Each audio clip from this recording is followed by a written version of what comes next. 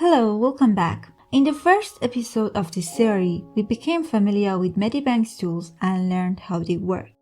In this part, I'll tell you how to work with layers and adjust your painting with different menus. Alright, let's begin with the layer menu, where I can see and manage my layers. First of all, let's see what is a layer. In simple language, layers are like transparent sheets that can overlay on each other. With using and combining different layers, you can create many different effects and draw more efficiently. For better understanding, let's draw something first. For example, here I have my line art and I want to paint it. But I don't want to destroy my sketch as I'm painting it, and I want to see my line art too. Also, maybe I'll change some elements later.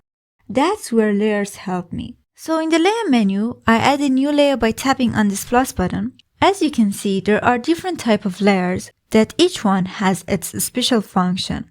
For now, we just work with color layer. After adding a new layer, I change its name. It's optional to change the name of a layer, but altering a name helps you manage your layers easier. I want to see my line art on top of the color layer, so I should change the layers order. I put my sketch layer on top of the color layer by holding it and dragging upward. Also, you can use these transfer buttons. As you can see, the line art appears first and the color layer will display behind as I'm painting on the color layer. This icon display or hide the layer. This one changes the layer opacity. Blending mode defines how a layer interacts with other layers. This topic is so important and should be explained in a separate video. For now, just work with the normal mode.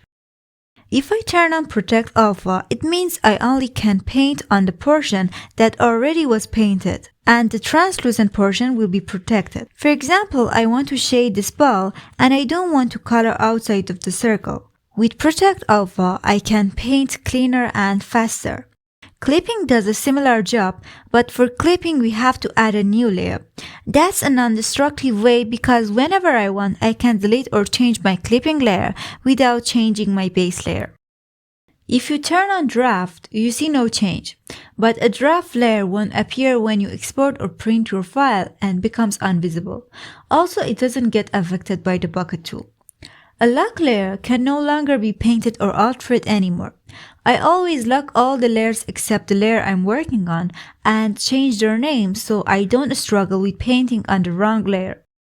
For adjusting your layer, use this menu and you will have different options that allows you to adjust your layer. And finally, if you want to delete a layer, use this trash icon so the layer will be removed. This is material menu that helps you to add different media to your work, especially if you are making comics. These are the canvas operation menus. First one is edit menu for editing the condition of canvas. I start with copy, so when I copy a selection, I can paste it to a new layer with paste. To remove a portion of an image in the selected range, use cut. Rotate your canvas to left and right with these ones. Flip the canvas horizontally with flip tool. Change the canvas size, resolution, color, and etc. in canvas setting. And if you want to resize the canvas, first select a region, then crop the canvas. Second menu is selected range menu. Select the whole painting on the current layer with select all. Deselect removes the selected range. This one inverts your selection. For example, I want to clear all my layer except this part, so first I select it, then I invert the selection. And I clear it in layer management, so the only part that remained is this part. For selecting all the painted area on a layer, use the select portion. These three icons allows you to change the dimensions of a selection. As you can see, each one has its own function and works differently, so you should find out which one meets your need. And Create Boundary draws lines and shapes based on the selected region. The last menu is Display menu, which allows you to rotate canvas to left or right, flip it and reset the position whenever you want. Also, you can rotate your canvas by using your fingers, which is an easier way. Finally, for saving your illustration, go to Main menu and save it.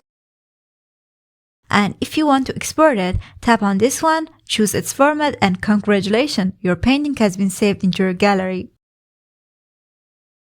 Thank you so much for watching this video. I hope you use this app and create your artworks with it. If you have any question, I'll try to help you, so let me know in the comments. And if you are looking for more tutorials like this, subscribe to my channel. Here I try to share my drawing process, and I'll be so grateful if you support me. So till the next time, goodbye.